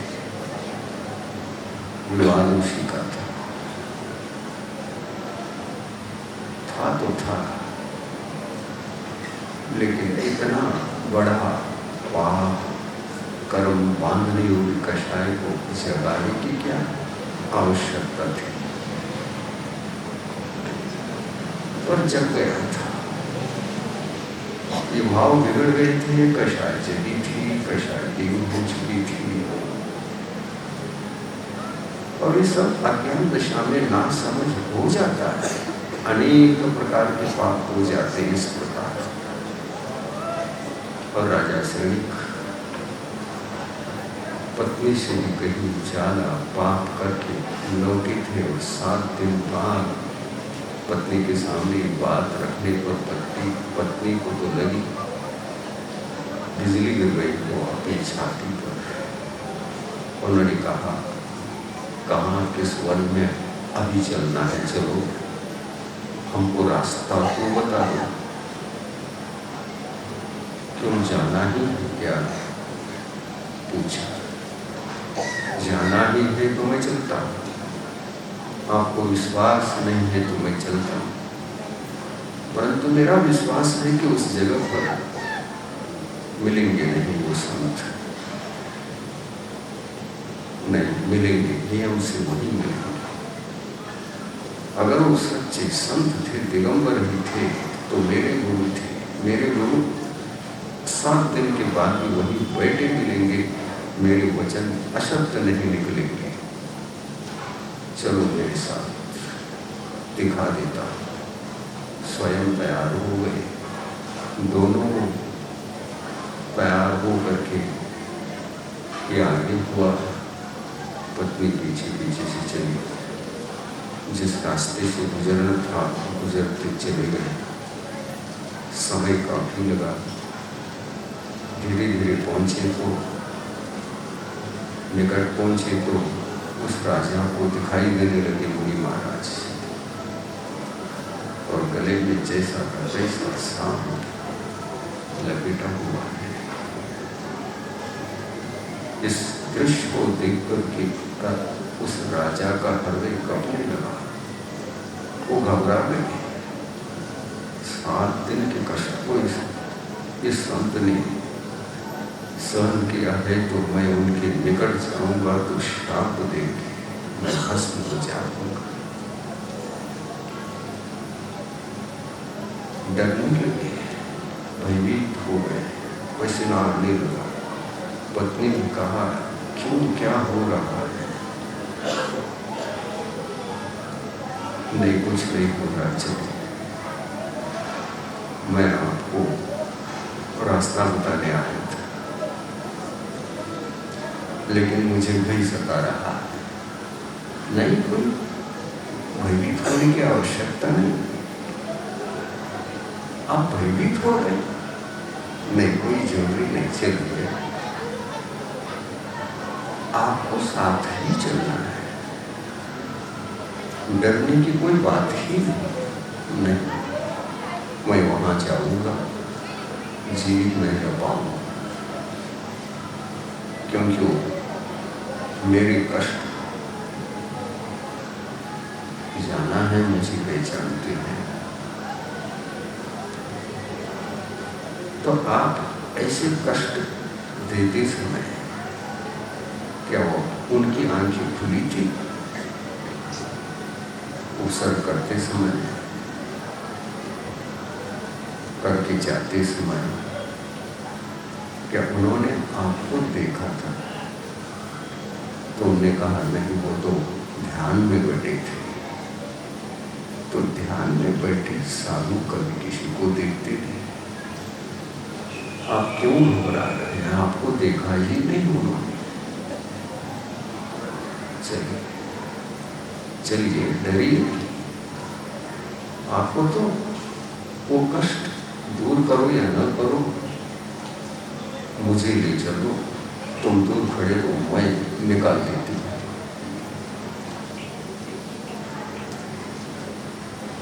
उन्होंने कहा, चलो चलते, दोनों मिलके चलते, लेकिन घबराइए मत, चलिए, वो कुछ ना करेंगे। महान, तुम 1000 कष्ट, करोड़ कष्ट भी दे दे तो तुम्हारे लिए क्षमा करेंगे। ऐसे तो गुरु का स्वरूप होता है, घबराने की जरूरत नहीं। चलिए, दोनों पहुंचे। हजारों चींटियां उस मृत सांप को भक्षण करने में तो चढ़ रही थी। मुनि का पूरा शरीर चींटियों के काटने से लाल लाल पड़ गया था। कष्ट तो 7 दिन का था, पर उस कष्ट को कष्ट समझकर वे सद्गुरु वहीं बैठे थे। वह कष्ट भी सुख के रूप में रूपांतरित होता रहा। ऐसे अद्भुत क्षमता और समता दोनों ही सद्गुण उस संत के पास थे। और ऐसे कष्टों के बीच समय गुजारते हुए वहीं बैठे दिगंबर मुनि उनको उनके आने पर भी आंख खोलकर नहीं देखा। जब तक नमोस्तु शब्द नहीं आएगा, महाराज महाराज महाराज आपका उपसर्ग दूर हो चुका है, अब आप आंख खोलकर हमको आशीर्वाद दीजिए। ये जब तक निवेदन सुनाई नहीं देगा, तब तक दिगंबर मुनि ध्यान से उठने वाले ही नहीं। दोनों आए और राजा तो डर रहे थे, उनके निकट पहुंचे भी कैसे? कौन निकाले उस अजगर को गले से? गले से वे निकालने के लिए भयभीत हो रहे थे, लेकिन रानी ने कहा, तुमको ही निकालना है, मैं स्पर्श नहीं कर सकती हूँ, स्त्री पर है। आप घबराइए मत, तुरंत निकालिए। हम चरणों में बैठ करके नमस्ते करेंगे और मुनि महाराज को उस ध्यान मुद्रा से बाहर लाएंगे। दोनों मिलकर कि पीछे हो जाती है और राजा आगे हो जाता है। धीरे से उन्होंने लपेटे हुए सांप को अपने हाथों से निकाला। मुनिराज के शरीर पर चढ़े हजारों उन चींटियों को कोमल वस्त्र से अलग कर दिया, अच्छी तरह से पहुंचा कर साफ कर दिया। चरणों में बैठ करके नमस्ते किया, हे भगवान, हे मुनिराज, हमने आपके सर को कष्ट को दूर किया है, आप हमको कृपा करके आशीर्वाद दीजिए। मुनि महाराज की आंखें धीरे से खुल गई। मुनिराज ने देखा कि एक रानी है और एक राजा है। अपरिचित रानी और अपरिचित राजा, उनको देखकर परिचय भी न पूछते हुए अपने करुणामयी वरद हस्त आशीर्वाद से धर्म नाभूस्त धर्म को वृद्धिरस्त इन शब्दों से आशीर्वाद प्रदान किया। जब आशीर्वाद मिला तो राजा का हृदय आंदोलित हो गया। इतने बड़े महान संत पर मैंने जो उत्सर्ग किया है, बहुत बड़ा पाप हुआ। किस तरह से, कैसा मैं प्रायश्चित करूं? मेरा प्रायश्चित क्या ले लूं? मैं प्रायश्चित समझ नहीं आ रहा है मन में प्रायश्चित क्या हो। लेकिन प्रायश्चित तो इतना कठोर प्रायश्चित इसका होना चाहिए, ऐसा विचार करते हुए इसके लिए प्राणों का बलि देना चाहिए, यही सबसे बड़ा प्रायश्चित होगा। ऐसा सोचते समय उस मुनि महाराज का मनन परे ध्यान काम कर गया। राजा के उन मनोगत विचारों को भी त्याग करने की शक्ति उस मुनि महाराज के पास थी। जैसे उनके मन में ये चल रहा था कि मैं प्राणघात कर दूंगे, बड़ा प्रायश्चित होगा, तो तुरंत मुनि महाराज बोल उठे, हे राजन, ये विचार ठीक है। इतना बड़ा प्रायश्चित तो ये प्रायश्चित पाप होता है। स्वयं का विवाह करना, आत्महत्या के भाव, बलिदान देने के भाव, ये सबसे बड़े पाप के भाव हैं। ये पाप के भाव मत करना, अन्यथा डबल पाप और हो जाएगा। तुम पाप से बचो और अपने परिणामों को शांत करो। और यहाँ उपदेश सुनो, एक दोनों को बिठाकर तो उपदेश दिया, दयामय करुणामय उपदेश दिया।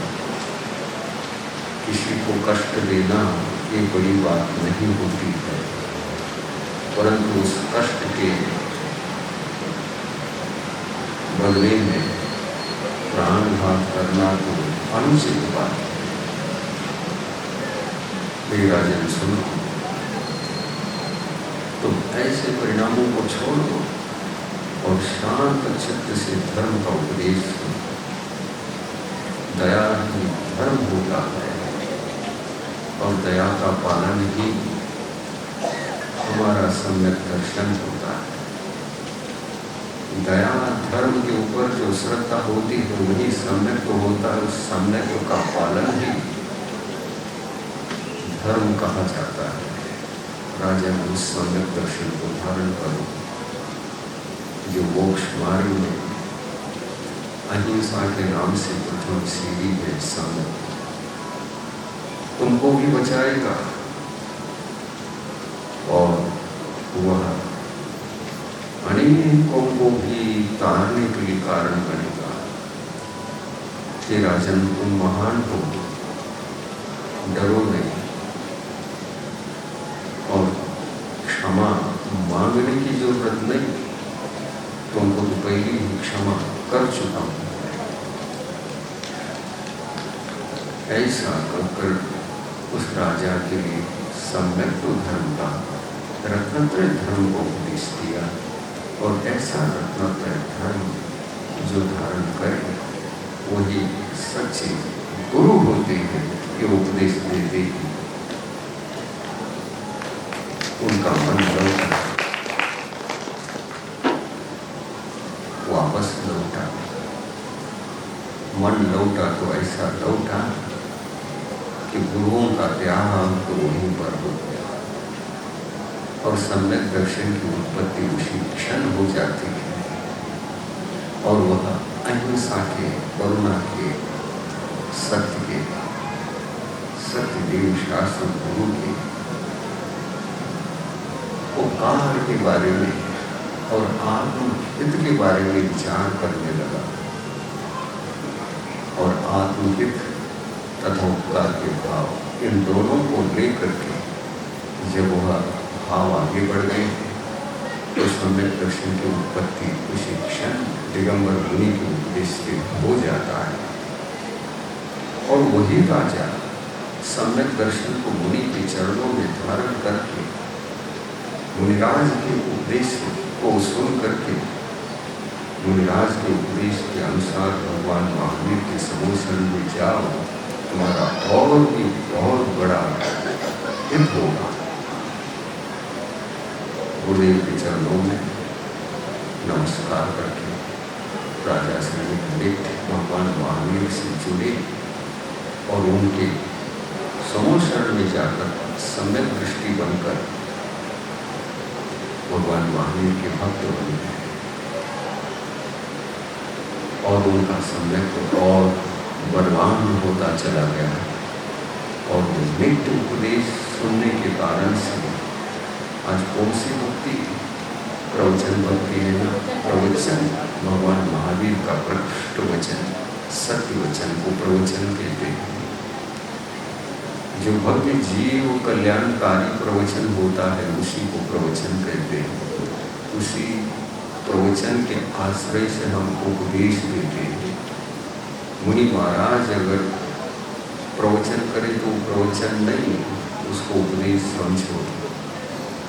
और भगवान बोल रहे हैं तो उसको प्रवचन समझो। प्रवचन का मतलब केवल ही भगवान के द्वारा जो सत्य वचन बरसाए जाते हैं वह प्रवचन कहलाता है। प्रकृष्ट वचन, सत्य वचन, प्रकृष्ट, सत्य, निर्मल, दोष रहित, वो प्रवचन कहलाता है। प्रवचन भक्ति का मतलब केवल ही भगवान की वाणी के प्रति जो भक्ति है वो प्रवचन भक्ति है। और ऐसे प्रवचन भक्ति राजा सैनिक में जगी और वो नित्य प्रवचन सुनने लगे। प्रवचन सुनते सुनते प्रवचन भक्ति के कारण से ही वे निर्मल सम्यक्तों के साथ तीर्थंकर प्रवृत्ति का बंद करना शुरू कर दिया। वे ही राजा जो दिगंबर मुनि के ऊपर उत्सर्ग करके नरक जाने वाले थे। नरक तो गए, लेकिन जिस नरक में जाने वाले थे उस नरक में नहीं गए, क्योंकि धर्म ने बचाया। सम्यक तो धर्म ने बचाया, तीर्थंकर प्रकृति ने बचाया, क्षायिक सम्यक ने बचाया। इससे बचाया, सभी नरकों से बचाया और पहले नरक में लाभ भर के रख दिया उस आत्मा को। और वो प्रथम नरक से आकर के आगामी काल में, उत्सर्गीय काल में प्रथम तीर्थंकर बनकर जन्म लेने वाले। और यही इसी धरती पर भगवान महावीर के समोशन में जो राजा जाते थे, वे राजा ही भगवान महावीर के भक्त ही आगामी काल में तीर्थंकर, प्रथम तीर्थंकर बने हुए हैं। देखिए, अभी भी महावीर की तीर्थ हम जी रहे हैं। अगर कदाचित लौट करके हमारा जन्म इसी जन्मभूमि पर होगा तो उस समय राजा श्रेणी का समोशन लगा रहेगा और उनके समोशन में भी हमारा कल्याण हो सकता है। अगर अवसरपनी काल में हम मोक्ष जाने से चूक गए तो चूक गए। उत्सर्पनी काल में जब तृतीय काल प्रारंभ होता है तो प्रथम तीर्थंकर जो यही बनने वाले हैं, इनका भी समोशन भविष्य काल में हमको प्राप्त होने वाला है। या तो वहां जन्म हो, लेकिन एक कार्य ऐसा न करो कि साधु संतों को किसी को कष्ट दे, उपसर्ग दे, उनकी निंदा करो। नरक जाने के दो ही मार्ग हैं, या तो ऐसे बड़े साधु संतों को उपसर्ग करो, धर्म की निंदा करो, धर्मात्माओं से ग्लानि करो, घृणा करो। ये भी नरक का एक मार्ग ही है और कुछ भी करना नहीं पड़ता। बैठे बैठे मन के द्वारा पाप कमाते रहो, नरकायु का वध हो सकता है। और एक और नरकायु का मार्ग है, नरक गति को बंद करने का मार्ग है फास्ट फूड, मांसाहार। जो मांस भक्षण करे वो नरक से बच नहीं सकेंगे और धर्मात्माओं पर, धर्म पर कष्ट देंगे, वो भी नरक से बच न सकेंगे। इस तरह से नरक से बचने के दो मार्ग भी हैं, तो दो जाने के भी मार्ग हैं। उन दोनों मार्गों को छोड़ने से स्वर्ग जाओगे अभी,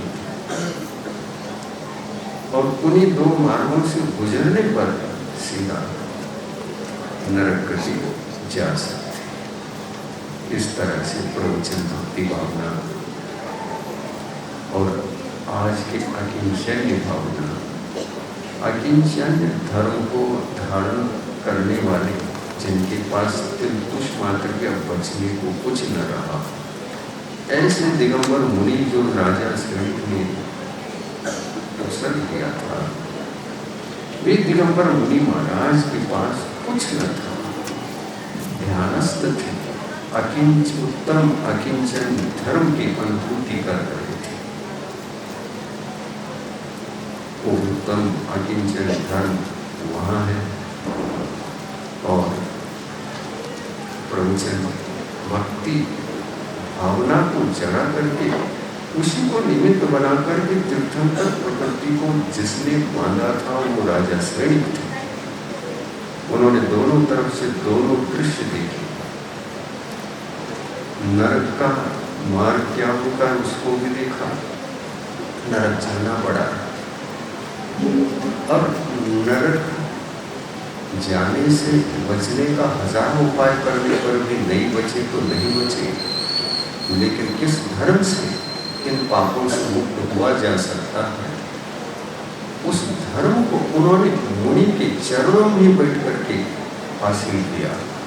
सम्यक की उत्पत्ति, सम्यक धर्म का लाभ उसी दिगंबर मुनि के चरणों में हुआ था। उनको क्षौक्षम सम्यक दृष्टि तो वही बने थे, लेकिन वही क्षौक्षम सम्यक तो भगवान महावीर के भक्त बनकर उनके समोषण में नित्य प्रवचन सुनने पर उनको वही क्षौक्षमिक सम्यक तो क्षायिक के रूप में बदला।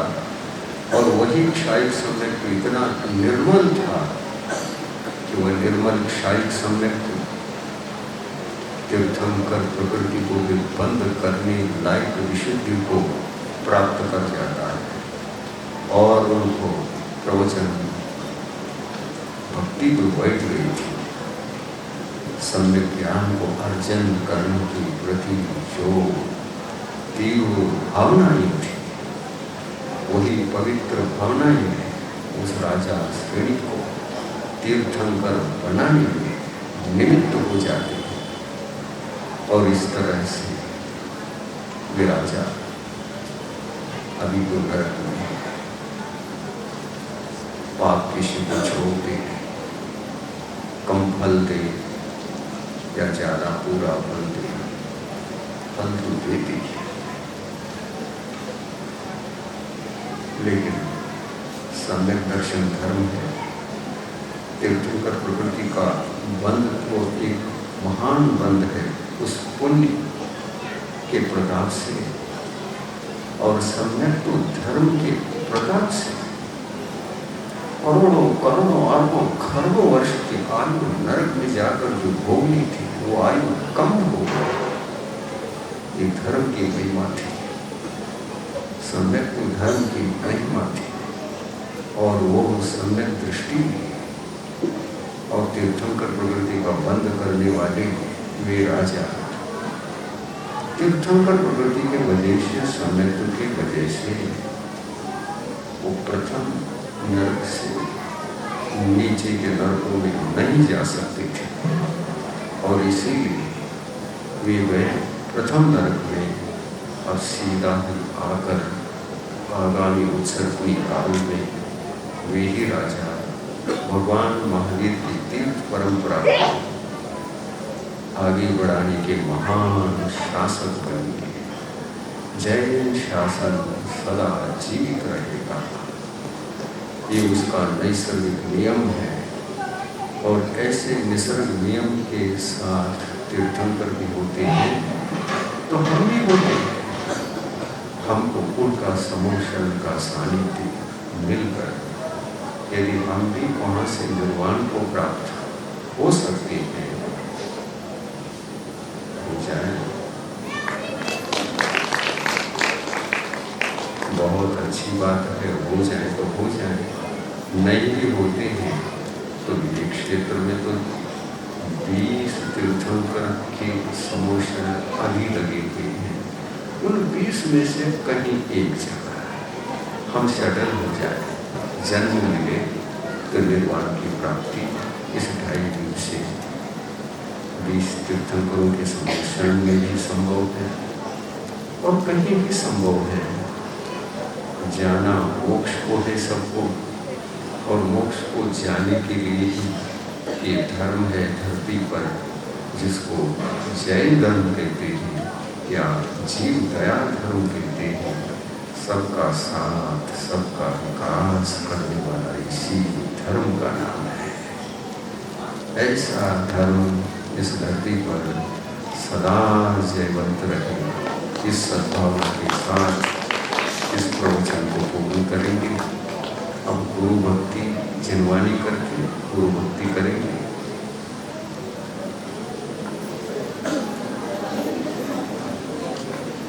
प्रभु देव तुम्हारे पवित्र मुख से निसृत जो शीतल वाणी, जग जन मन के मन को धोती, अतः कहाती जिनवाणी। जयवंतो माँ जग में तब तक, जब तक सूरज चांद रहे। शीश नवाते कर्म हरो, अब तक हम विषयांग रहे। अब हम ना विषयांग रहे। द्वादशांग जिनवानी माता की, अहिंसा परमो धर्म की, शाकाहार धर्म